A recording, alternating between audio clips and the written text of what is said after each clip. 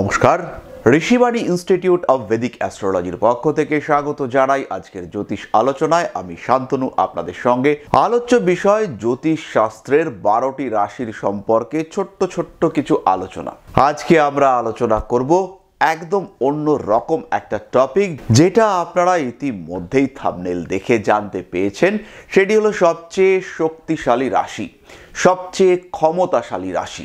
এই প্রসঙ্গে একটা কথা বলবো, সেটি হলো ক্ষমতাশালী রাশি আর ক্ষমতাশালী রাশির মানুষ, এই দুটি বিষয় নিয়ে বারংবার মিসকনসেপশনে পড়েন আপনারা। এর আগে আমরা রাশি নিয়ে আলোচনা করেছি, সবচেয়ে ভালো রাশি এবং সবচেয়ে খারাপ রাশি। সেইগুলি দেখে অনেকে অনেক রকম কমেন্ট করেছেন। এই ক্ষেত্রে একটা জিনিস কিন্তু বুঝতে হবে যে রাশি আর রাশির মানুষ এই দুটো কিন্তু পুরোপুরি আলাদা। একজন জাতকের জন্ম কুণ্ডলিতে চন্দ্র যেখানে অবস্থান করে সেটাকে বলা হয় তার জন্ম রাশি। আর জন্ম কুণ্ডলী বাদ দিলে ন্যাচারাল জোডিয়াক বা কালপুরুষ, যাকে আমরা ক্রান্তিবৃত্ত বলে থাকি, তার যে 12টা ভাগ, সেই 12টা ভাগের এক একটা ভাগের নাম হলো রাশি। তো এই রাশি আর জন্ম রাশি এই দুটোর মধ্যে কিন্তু একটা ফান্ডামেন্টাল ডিফারেন্স রয়েছে। আপনার ক্যারেক্টার, আপনার ইমোশনাল অ্যাপিয়ারেন্স, এইটাকে ইন্ডিকেট করে আপনার জন্ম রাশি। এর উপরে আরও গ্রহদের প্রভাব থাকে। কোন গ্রহ কিভাবে আপনার কুণ্ডলিতে আপনার জন্ম রাশি অর্থাৎ আপনার জন্ম কুণ্ডলীর চন্দ্রকে প্রভাবিত করছে, তার উপরে ডিপেন্ড করবে আপনার রাশির কোয়ালিটি। সুতরাং ধনুরাশি মানেই সবাই ভালো, আবার কন্যা রাশি মানেই সবাই দুর্বল, এরকম ভাববার কিন্তু কোনো কারণ নেই। কন্যা রাশি, কন্যা লগ্নের লোক অনেক বড় বড় কাজ করতেই পারেন। মেষ রাশির মানুষ তারা চঞ্চল হবেন, কিন্তু মেষ রাশির কোনো মানুষই যে স্থির হবেন না এমন কিন্তু নয়। হতেই পারে মেষ রাশি একজনের জন্ম রাশি, তার উপরে শনির দৃষ্টি রয়েছে, তুলাতে শনি বসে রয়েছে, নবমে বৃহস্পতি বসে রয়েছে ধনুতে। তাই বৃহস্পতি এবং শনির দৃষ্টি যখন চন্দ্রের ওপর পড়ল, সেই মানুষটা অবশ্যই স্থৈর্যশীল হতে পারেন, তার মধ্যে অপরিসীম ধৈর্য থাকতেই পারে। তো এই বিষয়গুলি অর্থাৎ কম্প্যারিজনে আসতে গেলে কিন্তু সার্বিক বিচার প্রয়োজন। রাশির কোয়ালিটি, সেটাই আমাদের আলোচ্য বিষয়। আলোচ্য বিষয় সবচেয়ে ক্ষমতাশালী রাশি বা সবচেয়ে শক্তিশালী রাশি। যখনই কম্প্যারিজন আসে তখন কিন্তু আমরা কয়েকটা প্যারামিটার ইউজ করি, অর্থাৎ কার সাপেক্ষে আমরা বিচার করছি সেই বিষয়টা আমাদেরকে রাখতে হবে। এই ক্ষেত্রে আমরা 3টে প্যারামিটার ইউজ করব। প্রথমটি হলো তত্ত্ব, দ্বিতীয়টি হলো বর্ষ। অষ্টকূট বিচার সম্পর্কে যারা জানেন তাদের ক্ষেত্রে এই বর্ষ ব্যাপারটা অনেকটাই পরিচিত। তারা জানেন বর্ষ বিষয়টি কি, রাশি, দ্বিপদ, চতুষ্পদ বা কীট বা এই ধরনের বিষয়গুলি তারা জানেন।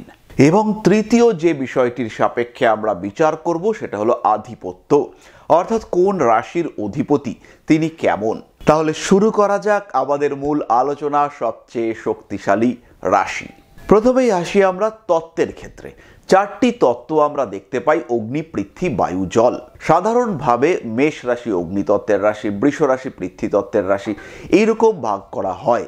কিন্তু তত্ত্বের একটা সংমিশ্রণ, সেটা কিন্তু আমরা বিভিন্ন রাশির ক্ষেত্রে দেখতে পাই।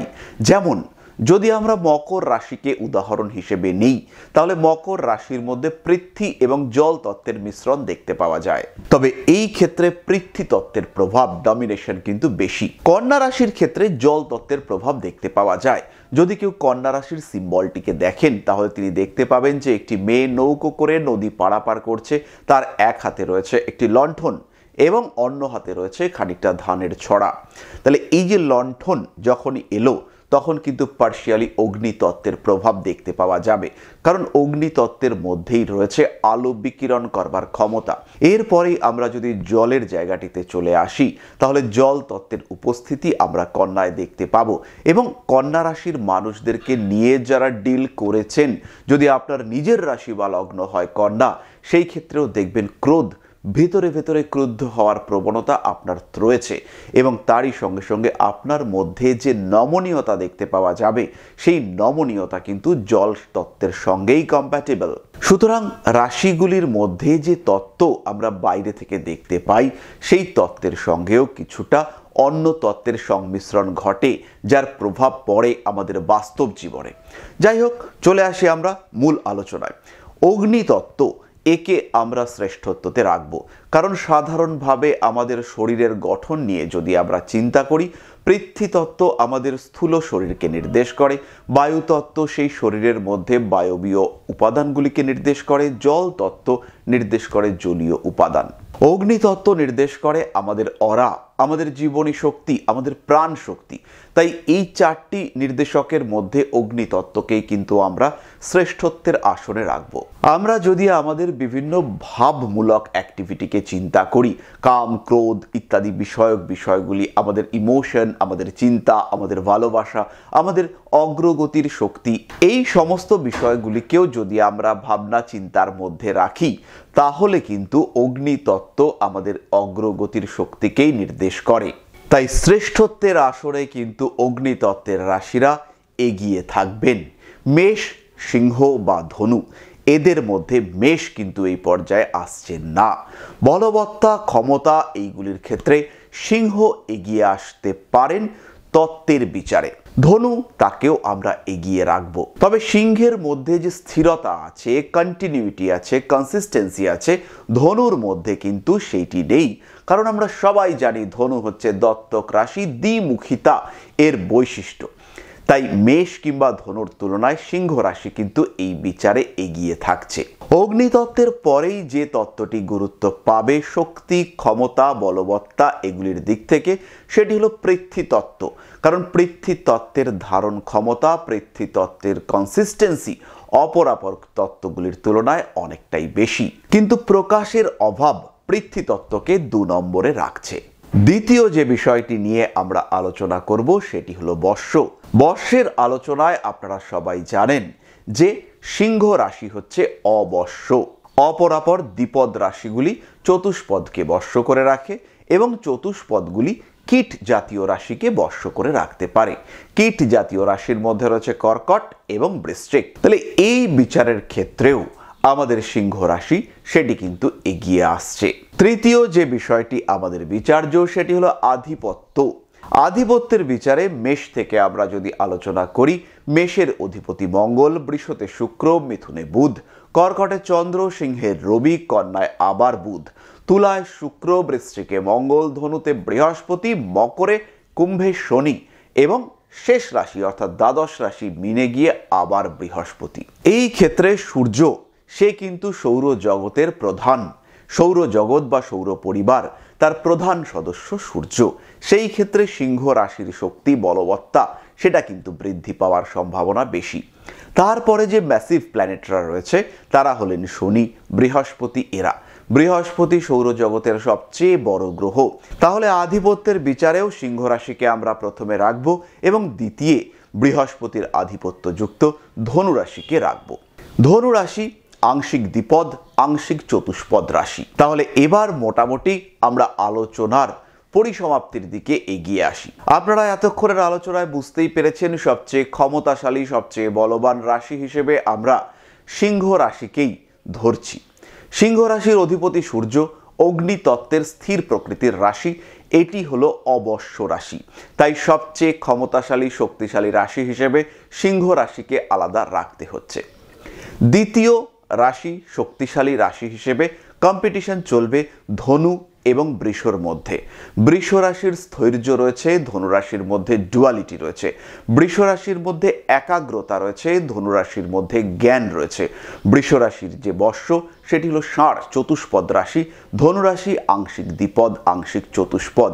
তাহলে যৌথভাবে ক্ষমতাশালী রাশির ক্ষেত্রে ধনু এবং বৃষকে আমরা দ্বিতীয় পর্যায়ে রাখব, অর্থাৎ দ্বিতীয় স্তরে, দ্বিতীয় স্থানে থাকবে ধনু এবং বৃষ একত্রে। যদি এদের মধ্যে কম্পিটিশন আসে, গ্রহণযোগ্যতার ক্ষেত্রে বৃষ এগিয়ে যাবে, কিন্তু উপস্থিত বুদ্ধি, পরিকল্পনা, চিন্তা, জ্ঞান, অভিজ্ঞতাকে কাজে লাগাবার ক্ষমতা, সেখানে কিন্তু এগিয়ে থাকবে ধনুরাশি। শক্তি, বলবত্তা ইত্যাদি বিচারের ক্ষেত্রে আমরা তৃতীয় স্থানে রাখবো 3টি রাশিকে। এর মধ্যে প্রথমটি হলো পৃথ্বীতত্ত্বের রাশি, বুধের প্রভাবিত রাশি কন্যা রাশি। এখানে ডুয়ালিটি দেখতে পাওয়া গেলেও এর মধ্যে কিন্তু উপস্থিত বুদ্ধির প্রাধান্য দেখতে পাওয়া যায়, সৃজনী শক্তি মারাত্মক লেভেলে দেখতে পাওয়া যায়। আরও একটি ক্ষমতা এর মধ্যে রয়েছে, এর মধ্যে বিভিন্ন বিষয়ের মধ্যে সমন্বয় ক্রিয়েট করবার ক্ষমতা কন্যা রাশির মধ্যে রয়েছে। 2 নম্বর তৃতীয় স্থানাধিকারী রাশি সেটি হলো তুলা। তুলা বায়ুতত্ত্বের রাশি হওয়া সত্ত্বেও এর যে গতিশীলতা, এর যে মুভমেন্ট, বিভিন্ন জায়গায় নিজেকে বিকাশ করবার ক্ষমতা, তার কারণে তুলা রাশিকেও তৃতীয় স্থানে রাখতে হবে। তৃতীয় যে রাশিটিকে আমরা তৃতীয় স্থানে রাখবো সেটি হলো শনির প্রভাবিত বায়ুতত্ত্বের রাশি কুম্ভ রাশি। কুম্ভ রাশির মধ্যে যেমন শনির প্রভাব রয়েছে, তেমনই কিন্তু কুম্ভ একটা ম্যাসিভ জিনিসকে ধরে রাখবার জন্য যে স্ট্রেংথ দরকার, যে বলবত্তা দরকার, সেটা কিন্তু কুম্ভের মধ্যে রয়েছে। বায়ুতত্ত্বের হওয়া সত্ত্বেও এর মধ্যে জল তত্ত্বের একটা মিশ্রণ দেখতে পাওয়া যায়, ফলে অ্যাকসেপ্টেন্স সেটাও কিন্তু এই রাশির অন্যতম বৈশিষ্ট্য। ফলে তৃতীয় স্থানে রাখা হলো কুম্ভ, কন্যা এবং তুলা, এই 3টি রাশিকে। তাহলে প্রথম, দ্বিতীয় এবং তৃতীয় স্থানে কারা কারা রয়েছেন এই সম্পর্কে আমরা আলোচনা করেই ফেললাম। তবে এই আলোচনার সঙ্গে বাস্তবের কিছু অমিল দেখতে পাওয়া যাবে। তার কারণগুলি আমি একটু ব্যাখ্যা করি। দেখা যেতে পারে কারোর সিংহ রাশি, কিন্তু সেই রাশির যে অধিপতি গ্রহ, সেই গ্রহ রবি, সে অবস্থান করে রয়েছে বৃশ্চিক রাশিতে এবং গ্রহণ সমন্বয়ে। এখন যেরকম বৃশ্চিকের রবি অবস্থান করে রয়েছে এবং কেতু যুক্ত হয়ে, এই যে কম্বিনেশন, এটা কিন্তু রবির বলবত্তাকে অনেকটাই কমিয়েছে। ফলে সিংহ রাশির মানুষের রবি যদি দুর্বল হয়ে যায়, তার স্ট্রেংথ কিন্তু অনেকাংশে কমে যেতে দেখতে পাওয়া যাবে। আবার দেখা গেল সেন্সিটিভ বা কিছুটা দুর্বল নমনীয় রাশি হিসেবে আমরা যদি কোনো একটা রাশিকে ধরে নেওয়া যাক আমরা কর্কটকেই ধরলাম একটু সেন্সিটিভ রাশি। কর্কট, বৃশ্চিক বা মিথুন বা মীন, এদেরকে আমরা একটু সেন্সিটিভ রাশি হিসেবে যদি ট্রিট করি, দেখা যেতে পারে এই কর্কটে অবস্থান করে রয়েছে বৃহস্পতি। তখন কিন্তু কর্কটের সেন্সিটিভিটি পরিবর্তিত হবে, অনেক বেশি সোশ্যাল, অনেক বেশি গ্রহণযোগ্যতা সম্পন্ন মানুষ হয়ে উঠবেন এই কর্কটের মানুষটি। তিনি তার অভিজ্ঞতাকে কাজে লাগাতে পারবেন এবং অনেক মানুষকে ডমিনেট করে নেতৃত্ব দিতে সক্ষম হতে পারবেন তিনি। তার জ্ঞানের কাছে অন্যরা পরাজয় স্বীকার করতে বাধ্য হবে। সুতরাং বিচার করতে হবে যখন, তখন সেটা হবে সামগ্রিক। কিন্তু রাশির কোয়ালিটি যদি আমরা বিচার করি, সেই ক্ষেত্রে আমার দৃষ্টিতে এই যে সিকোয়েন্স আমরা ক্রিয়েট করলাম, এটি কিন্তু প্রথম, দ্বিতীয় এবং তৃতীয় স্থানাধিকারী রাশিরা এইভাবেই পড়বে। চতুর্থ স্থানে অবস্থান করবে মকর এবং মেষ। এদের মধ্যে যে চর প্রকৃতি রয়েছে, এদের মধ্যে যে হাই এনার্জি লেভেল রয়েছে, মঙ্গল এই দুটি রাশিতে যে পরিমাণ বলবত্তা প্রাপ্ত হয়, ফলে শক্তি, ক্ষমতা, নিজের পাওয়ার ইউজ করবার যোগ্যতা, দক্ষতা, সেগুলি কিন্তু এই রাশিগুলির মধ্যে দেখতে পাওয়া যাবে। মঙ্গল মেষে সক্ষেত্রী, অগ্নিতত্ত্বের রাশি, মকরে মঙ্গল তুঙ্গ হয়। এই যে জায়গাটা, দুটি চর প্রকৃতির রাশি, পৃথ্বীতত্ত্ব, অগ্নিতত্ত্ব। তাই চতুর্থ স্থানে আমি মেষ এবং মকরকে রাখলাম শক্তি, ক্ষমতা, বলবত্তা এইগুলির দিক থেকে। বাকি যে 4টে রাশি অর্থাৎ মিথুন, কর্কট, বৃশ্চিক এবং মীন, এরা কিন্তু একত্রভাবেই পঞ্চম স্থানে অবস্থান করবে। কখনো জল তত্ত্ব, কখনো দত্তক রাশি, কখনো চর প্রকৃতি, কখনো সবচেয়ে দ্রুত সঞ্চরণশীল গ্রহের দ্বারা অধিপতিত্ব পাওয়া, কখনো দ্বিমুখিতা। এই সমস্ত কারণে এই 4টি রাশির নমনীয়তা সেটা কিন্তু অনেকটাই বেশি।